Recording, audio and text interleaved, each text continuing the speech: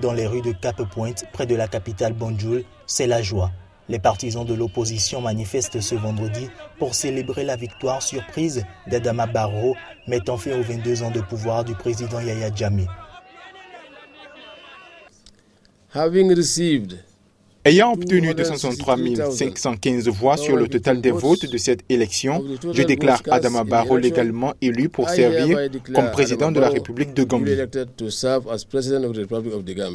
Après cette proclamation, surprise, le président gambien Yahya Jammeh, qui dirige son pays d'une main de fer depuis 22 ans, reconnaît sa défaite à la présidentielle.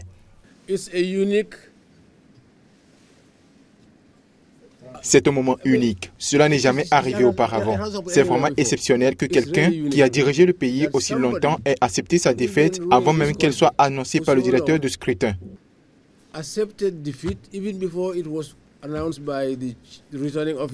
Quelques 890 000 électeurs sur près de 2 millions d'habitants de ce pays d'Afrique de l'Ouest étaient appelés aux urnes jeudi pour départager les 3 candidats. Yahya Jammeh, élu pour la première fois en 1996, puis réélu tous les 5 ans depuis, briguait un 5e mandat à la tête de la Gambie.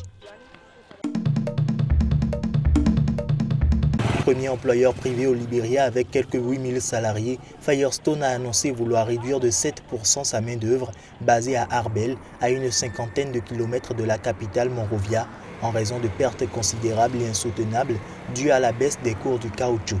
We were informed sometime in August by Firestone. On nous a informé en août par la plantation Firestone qu'il comptait licencier des employés à cause de la crise économique.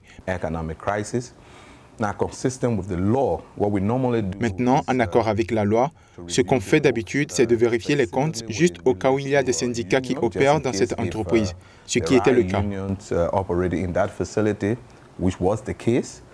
Depuis le mois d'août, la société a effectué 2 vagues de licenciements, les premiers en une trentaine d'années selon elle, et les travailleurs de ces gigantesques plantations d'EVA, conscients de la forte concurrence de l'Asie, craignent de n'avoir guère de moyens de réagir.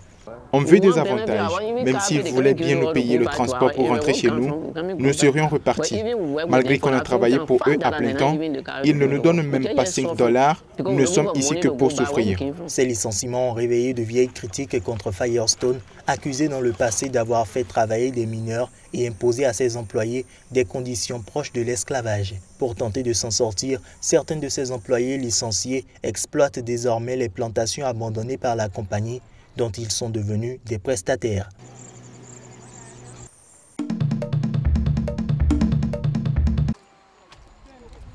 Emportant tout ce qu'ils peuvent, ces réfugiés fuient la guerre du Soudan du Sud. En quête de sécurité en Ouganda, loin des meurtres, des viols et des enlèvements. La plupart traversent la frontière à des points de passage non officiels par peur d'une embuscade le long des routes principales. Les forces gouvernementales appartiennent principalement à l'ethnie Dinka, celle du président Kiir, et les réfugiés les accusent de cibler des civils en fonction de leur appartenance ethnique. C'est un phénomène dont nous parlent tous les gens qui traversent la frontière. Ils ont le sentiment d'être tués à cause de leur appartenance à une certaine tribu. Nous entendons aussi parler de différents groupes ethniques qui sont évacués, à Yé par exemple. Ce sont des indicateurs. Dans ce camp du nord de l'Ouganda, 80% des réfugiés sont des femmes et des enfants. D'après les nouveaux arrivants, des viols collectifs sont commis contre les femmes suspectées de faire partie de l'opposition. Les hommes, eux, sont enrôlés de force dans des groupes rebelles ou tués par le gouvernement. Irène est de l'ethnie Lulobo. Des hommes sont venus chez elle, ont tué son mari alors qu'elle et ses enfants étaient cachés sous un lit.